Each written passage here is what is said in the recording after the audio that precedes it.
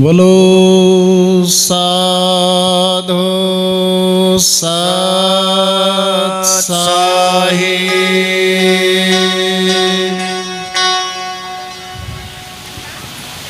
बोलिए बंदी छोड़ सतगुरु कबीर साहब जी महाराज को सत साहिब। बोलो सतगुरु घी शासन जी महाराज को सत साहिब। बोलिए सतगुरु नेकी राम जी महाराज को सत साहिब। बोलो स्वामी हुक्म दास जी महाराज को सत साहिब। सर्व संतों को सत साहिब। सर्व भक्तों को सत साहिब। घी सा सतगुरु ऐसे मिले जैसे सूरज आकाश। भरम अंधेरा मिट के ज्ञान किया प्रकाश। घी सा सतगुरु ऐसे मिले जैसे दरिया नीर। मन की तप्त भुजाई के निर्मल किया शरीर। घी सा ये माया के बंद हैं उरिया में और आयंदा। मेरा गंदा पिंड था श्री सतगुरु करे सुगंधा। घी सा तुम दाता हो कलग के मेरी करो प्रतिपाला। पल पल खबरा लेते रहो साहिब दीन दयाल। नेकी नेक निगाह से पाई है वो ठोर। मुल्क नहीं ता चल बसे नहीं आपा नहीं हो। गगन मंडल गलतान गैबी गगन मंडल गलतान गैबी। सोहंग रूप अपार है नेकी राम उस धाम पर से अवगत का दीदार है। गरीब सतवादी सब संत हैं आप अपने धाम। आज जी की अरदास है श्री सकल संतों प्रणाम। सत कबीर श्री घी साराम बांडी छोड़ जय घी सारा। सत्य कबीर श्री घी साराम बांडी छोड़ जय घी सारा। सत्य कबीर श्री घी साराम बांडी छोड़ जय घी सारा। सत्य कबीर श्री घी साराम बांडी छोड़ जय घी सारा। सत्य कबीर श्री घी साराम बांडी छोड़ जय घी साराम। सत्य कबीर श्री घी साराम बांडी छोड़ जय घी साराम। सत्य कबीर श्री घी साराम बांडी छोड़ जय घी साराम। सत्य कबीर श्री घी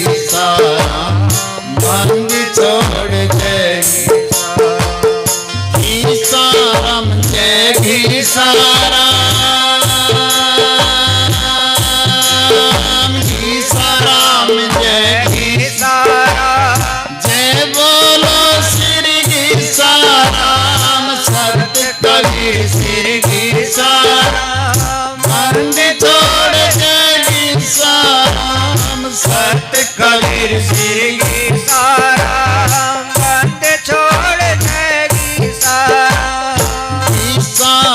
जय घीसाराम घीसाराम जय घीसाराम जय बोलो श्री नेकी राम जय बोलो श्री नेकी राम सत्य कबीर श्री साराम बंद छोड़ जय घीसाराम सत्य कबीर श्री घीसाराम बंद छोड़ जय घीसाराम बोलो साधु साधु साहिब परम पूज्य प्रातस्मरणीय सतगुरु इष्ट देव साहिब कबीर की कृपा से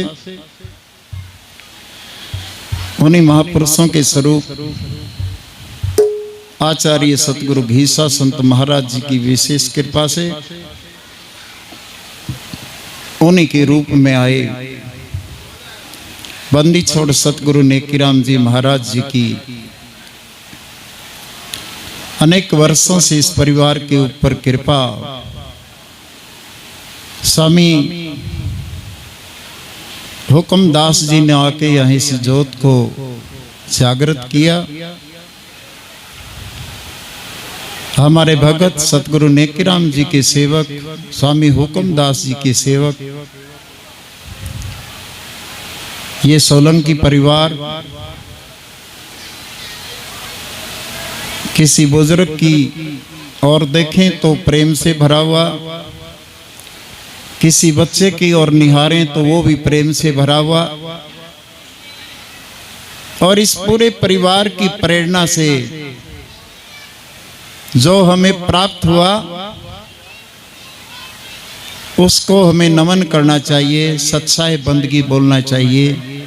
वो है मेरे संत। जैसे गुरुदेव नानक साहब कहते हैं कि अकाल पुरुष की आरसी और संतन की दे, लख्या जो चाहे अलख को इन्हीं में लख ले। ये सौभाग्य इस पूरे परिवार का कि इन संतों के दर्शन करवाए और दर्शन के साथ जो है न वाणी सुनने का अवसर मिला। मेरे पास बैठे योगी पूज्य स्वामी प्रेमनाथ जी महाराज जो त्याग मूर्ति, भजन में हर वर्ष लीन रहने वाले, सेवा में मस्त रहने वाले, अंतर बाहर एक सा, ये सौभाग्य हमारा इन संतों के दर्शन प्राप्त हुए। और पूज्य मेरा पूरा संत समाज जिनके मुखारबिंद से आप सब ने वाणी को श्रवण किया, और जिन जिन महापुरुषों ने समय मिला अपनी मस्ती के अंदर जो है ना साहिब का गुणगान किया। कुछ एक महापुरुष ऐसे भी हैं जो बोलना चाहते थे लेकिन समय की सीमा कुछ ऐसी होती है, वो भी संत जो है ना महसूस ना करें, क्योंकि ये वाणी किसी के मुख से बोली जाए आनंद तो आता ही। स्वामी जी जैसे थोड़ा बोलना चाहते थे, मुझे तो कोई मैं तो कह रहा था स्वामी जी आप बोलते रहो, लेकिन ये किसी मुख से भी वाणी जाए, ये साहिब की वाणी है, बहुत अच्छी लगती है। और ये सतगुरु साहिब कबीर का परिवार, ये नानक देव जी का परिवार, ये सतगुरु रविदास जी का परिवार, ये सेना भगत का परिवार, ये वाल्मीकि जी का परिवार, ये परशुराम जी का परिवार, किन किन महापुरुषों के नाम लें, ये सभी महापुरुषों का परिवार। और उन महापुरुषों ने हमें सार चीज को बताया। जैसे स्वामी जी ने वाणी के अंदर बताया था, शब्द कितना सुंदर बताया, और ऐसे योगी राज जी ने बताया कि अपने आप के साथ जब तक नहीं जुड़ोगे तो इस सांसा रूपी पूंजी का कुछ नहीं बटेगा। अगर इसकी पूर्ण सफलता चाहते हो तो महापुरुषों ने इसी के अंदर घुस के जो है ना अंदर से निकाला है सब कुछ। जैसे कबीर साहब का आगमन समाज का कल्याण के लिए हुआ था, इसलिए साहब जो है ना यहां आए थे।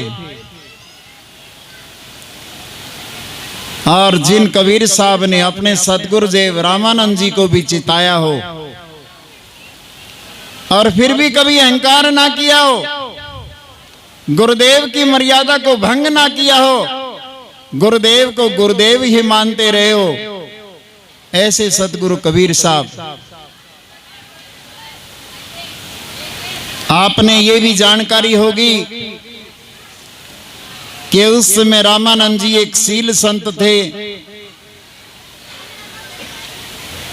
साधना करने वाले संत थे, मनन करने वाले संत थे, लेकिन उनके भी दिल में जो है एक अंकुश जाति पाति का जो है बैठा हुआ था। गरीब के बच्चे को दीक्षा देना भी पसंद नहीं करते थे। ये स्वामी रामानंद जी का दीक्षा देनी तो दूर रही, उनके साए से भी दूर रहना पसंद करते थे।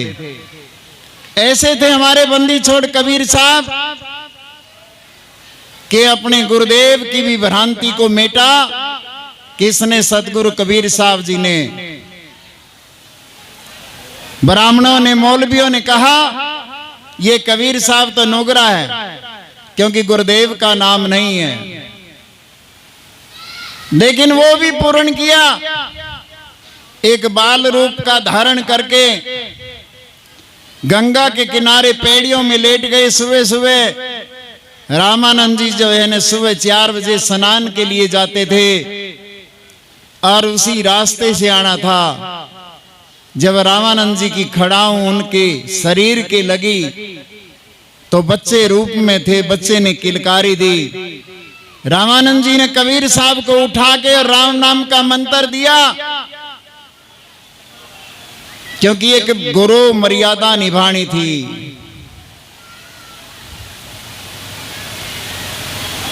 गुरु की मर्यादा चलानी थी, इसलिए साहिब कबीर ने ये काम किया। और ये काम किनके? जो अपने आप को ब्राह्मण समझते थे, मौलवी समझते थे, उनको ये पसंद नहीं था। वो जब जब कबीर साहब जाते थे तो उंगली उठाते थे, लेकिन कबीर साहब अपनी मस्ती में मस्त रह के विश्व कल्याण की भावना लेकर आगे बढ़ रहे थे। समाज को सुखी देखना चाहते थे, समाज को जो है ना एक सार चीज का संदेश देना चाहते थे कि आप पाखंड के अंदर जो है ना क्यों भूल रहे हो, आप अपने आप को क्यों नहीं जानते, कब जानोगे?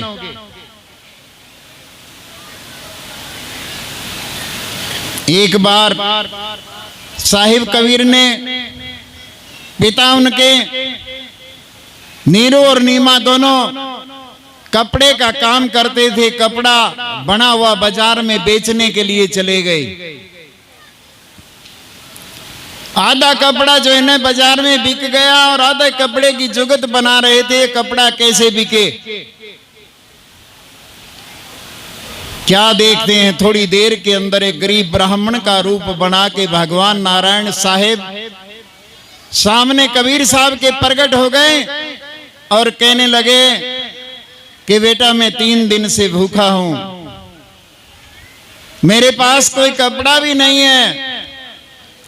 कबीर साहब ने आधा जो सामान बेचा था उसके आधे पैसे उस गरीब ब्राह्मण को दिए और वस्त्र भी दिया, लेकिन वो संतुष्ट नहीं हुआ इतने पर। कबीर साहब के ऊपर संतुष्ट ना हुआ तो देख के साहिब के जितना भी धन कबीर साहब के पास था, जितना वस्त्र था, पूरे का पूरा दान कर दिया। वो परमात्मा साहिब के रूप में आए, ब्राह्मण के रूप में आए। कबीर साहब की ओर करुणा और दया से देखते हुए, निहारते हुए और इतने खुश हुए और चले गए। उस दिन घर में सामान लेने के लिए पैसा भी नहीं था। माता नीमा जो है इंतजार कर रही थी कि कबीर साहब बाजार में गया है, कुछ दरव लेके आएगा, कुछ सामान लेके आएगा तो घर में रसोई तैयार होगी। लेकिन कबीर साहब ने सोचा, कपड़ा था वो भी दे दिया, जो बिका था वो माल भी दे दिया, घर कैसे जाएं, माता क्या कहेगी। उससे तो अच्छा है गंगा के किनारे जाके जो है ना मनन कर लें, चिंतन कर लें, अपने आप के साथ जुड़ जाएं। जुड़ गए। मनन चिंतन करते करते संध्या का समय हो गया। माता नीमा गेट के ऊपर इंतजार कर रही है कि कबीर साहब आए तो रसोई में जो है ना कुछ बने। उधर से माता क्या देखती है, एक साहूकार का भेष बना के और छकड़ा लेके और उसके अंदर जो है ना रसोई का पूरा सामान लगा के और माता से प्रार्थना करी कि माता ये कबीर साहब ने सामान भेजा है। माता ने देखा इतना सामान मैंने तो कभी नहीं देखा था, इतना पैसा साहिब के पास, कबीर साहब के पास भी नहीं था, ये इतना सामान कहां से आया। अगर सामान आप लेके आए तो साहिब कबीर क्यों नहीं आए। और लेने से इनकार कर दिया। घर में रसोई के अंदर सामान नहीं है तो इन माताओं की देखो कितनी हिम्मत है कि बेकार की चीज घर में आना भी पसंद नहीं करती है। ऐसी थी हमारी देवियां, ये मेरी माताएं, ये हमारी बहनें, ऐसे संस्कार थे, लेने के लिए इनकार कर दिया। लेकिन साहूकार का रूप बनाए हुए उस भगवान ने कहा कि माता मेरे को जो आदेश हुआ मैं इसको लेके आ गया। इतने पैसे उनके पास थे या नहीं थे मुझे ये भी मालूम नहीं, कबीर साहब मेरे साथ नहीं आए मुझे ये भी मालूम नहीं, लेकिन ये सामान कबीर साहब ने भेजा है, आप इसको उतरवा लें। इस हालात में जो है ना वो गेट के ऊपर सामान को रख के और जो है ना साहूकार चला गया। थोड़ी देर के बाद कबीर साहब भी आते और गेट के ऊपर बहुत सारा सामान देके और माता से पूछते हैं मैया ये सामान कहां से आया। माता ने उसकी ओर देख कर मुस्कुराकर कहा आपने तो ये सामान भेजा था और आप मेरे से पूछ रहे हो। कबीर साहब समझ गए कि ये लीला नारायण की है, ये साहिब की है या बनासी की है।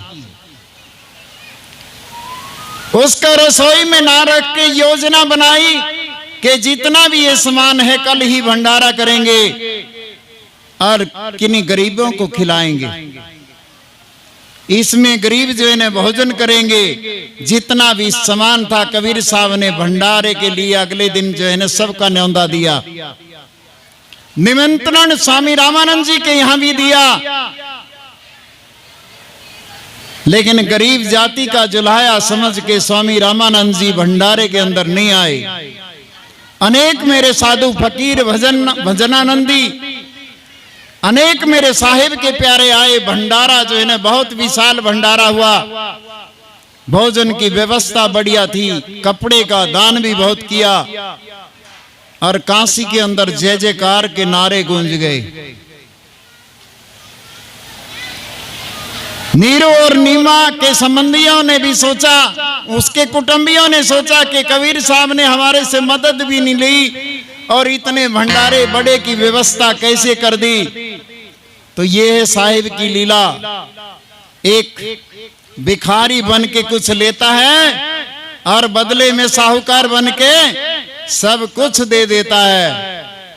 तो सतगुरुदेव के प्यारे हंसो, जहां भी जिस किस्म का ये भंडारा और ये संत 2 रोटी खाएंगे, ज्यादा नहीं खाएंगे, और उसके बदले में आपको सार वाणी आपके ऊपर 3 घंटे से लगातार बरस रही है।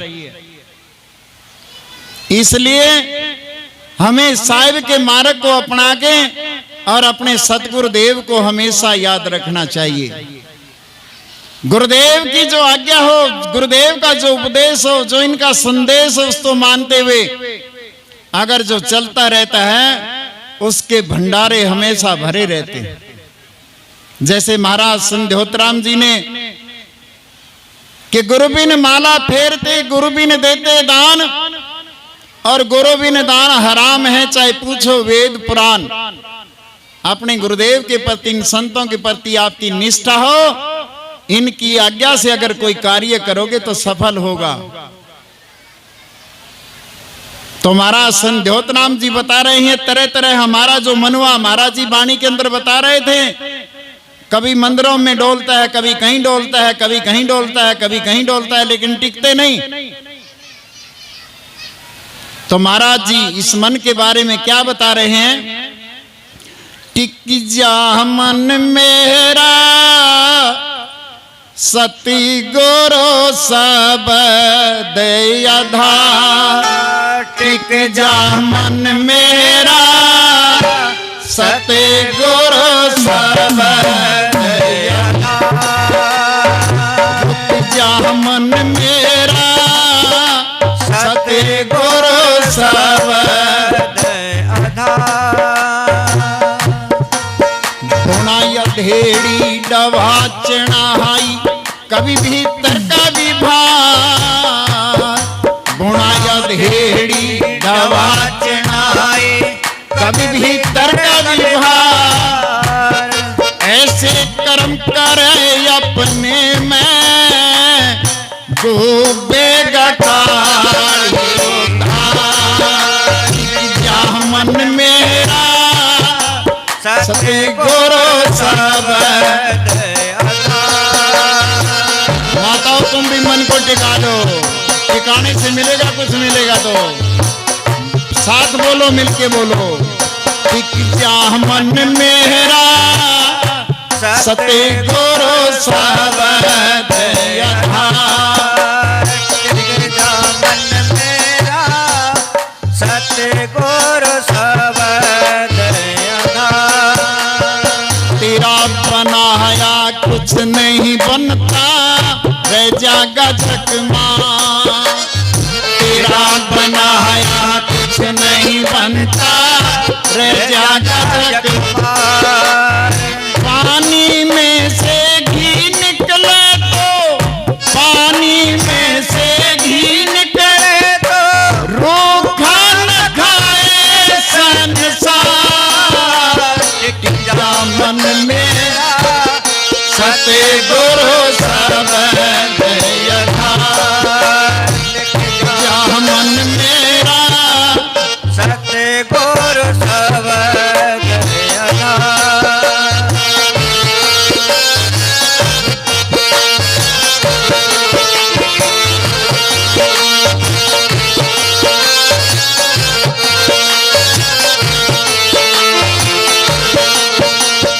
भली करे तो अपनी कर ले, बुरी गुरु सिर डाल। भली करे तो अपनी कर ले, बुरी गुरु सिर डाल। इन बातों में नफा नहीं है, इन बातों में नफा नहीं है। बड़ी जगह बहुत बेकार। टिक जा मन मेरा सते गुरु सब आधार। जा मन मेरा सते गुरु सब आधार।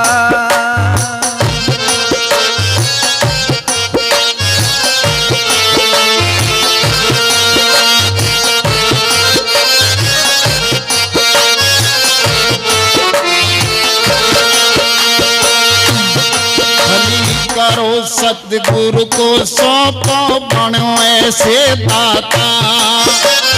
भली करो सतगुरु को सौंपो, बनो ऐसे दातार। मेरे ते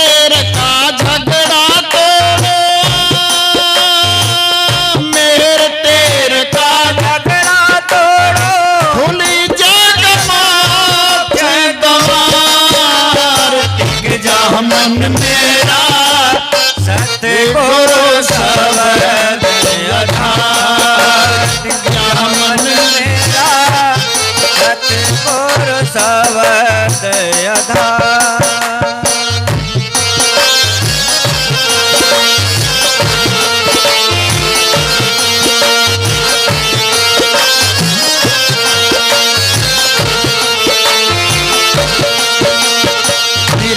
से कुछ निर्मल हो के पियो अमीर रसदार। निर्मल से भी निर्मल हो के पियो अमीर रसदार। आप यमानी मानियोर को, आप यमानी मानियोर को, ऐसा करो यो उपकार। टिक जा मन मेरा सतगुरु शब्द आधार। टिक जा मन मेरा सतगुरु शब्द आधार।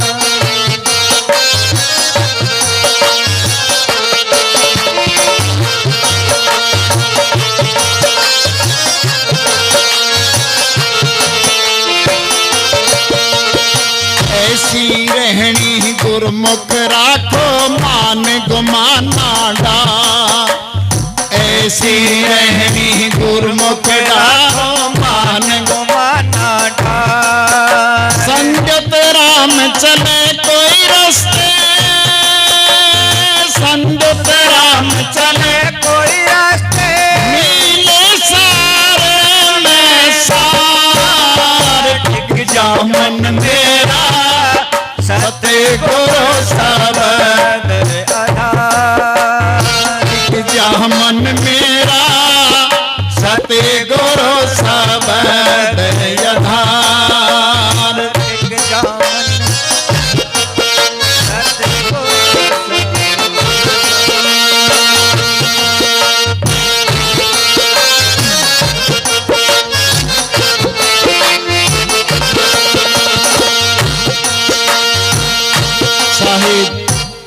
साहिब सतगुरु संध्योतराम जी महाराज